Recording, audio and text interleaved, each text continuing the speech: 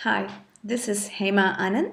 This is my second video of the series, Love, How Does It Work? In my previous video, I mentioned that there are 6 patterns that are commonly shared by people who live in the space of true love. And today I'm going to talk about the first pattern. The first pattern is people who live in that space of true love, they love each other unconditionally. Either both of them love each other unconditionally, or one of the partner loves the other person unconditionally, and the other person feeds on it and responds the same way. Before I explain more, I want to make 2 things clear. Firstly, I'm talking about intimate relationship here. Secondly, these people who share this true love make sure that they are with the person who are worthy of their love. For example, how do you know if someone is worthy of your love? There are just 3 simple things that I've observed, or that's what they share. Firstly, does the other person respect you for who you are? Does the other person accepts you for who you are? When you are with the other person, do you feel enhanced and uplifted? If the answer to these 3 questions is yes, then yes, that person is worthy of your love. So, what does love unconditionally mean? As the term says, love unconditionally means loving someone without any conditions. So, that does not mean I love you, in exchange, you should spend your evenings with me. I love you, in return, your parents, your siblings, your friends, everyone should accept, respect, and love me. I love you, so you need to come to footy, cricket, or theatre shows with me. And I love you, so you should never hurt me or never make me angry or never get angry on me. So, when you are with someone who accepts, respects, and uplifts you, what other conditions do you want in this relationship? The more conditions, rules, and restrictions in a relationship makes it more of a banking relationship, like a transactional relationship.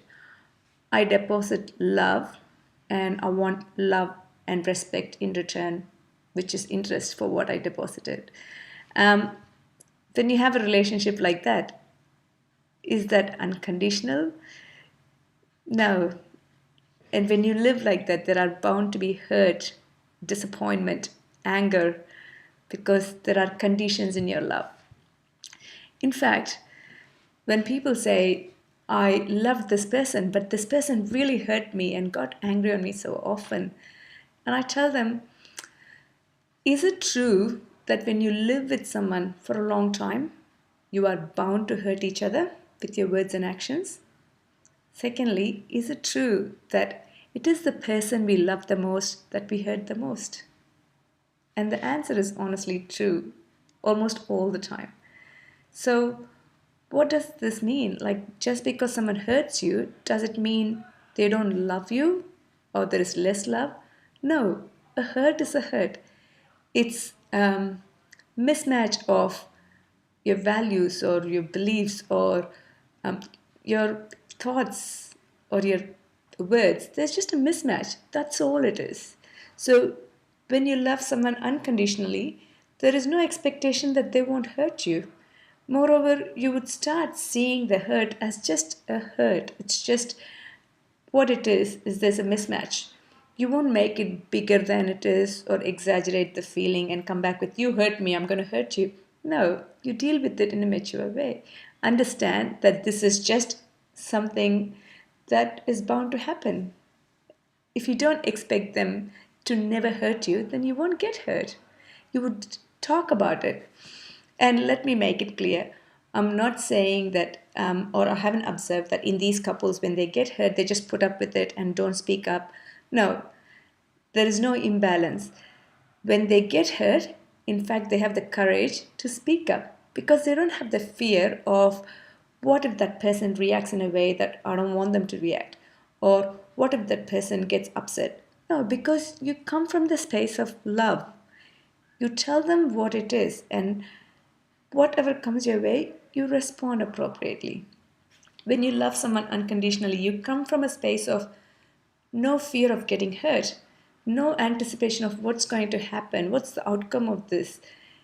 You come from a space of total confidence and control of your emotions, because all you're trying to do here is not trying to control the outcome or the other person or their reactions.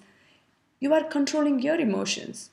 So just be clear that being in a space of unconditional love doesn't mean putting up with insecurities, fears, and not speaking up, just pleasing the other person. No, it is quite opposite.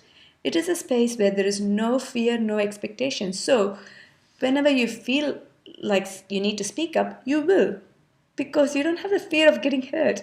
And when you think that you need to stand up, you would. And I agree, it is a space of total vulnerability because you give everything, you don't know what's going to come. But does that bother you or make you skeptical? No, because all you're controlling is what you give. So it's a space of total empowerment and control of your emotions. So you come from a space of total courage.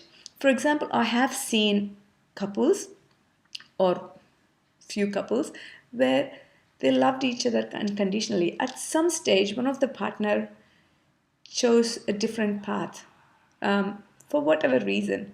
So the other person, even though they have been living together for years and years, the other person was happy to let them go because their response was, I love this person unconditionally and I want the best for them. How can I deprive them of the love or the happiness that they are searching?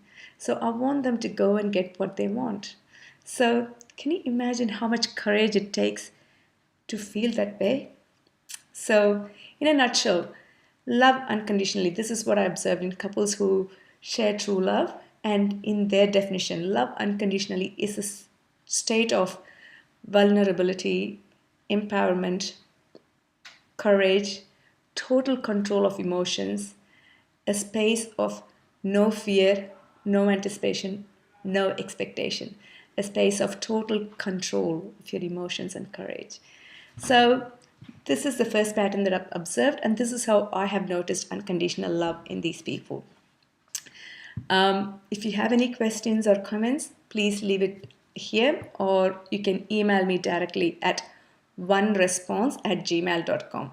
So one response without E at the end. So ONERESPONS at gmail.com.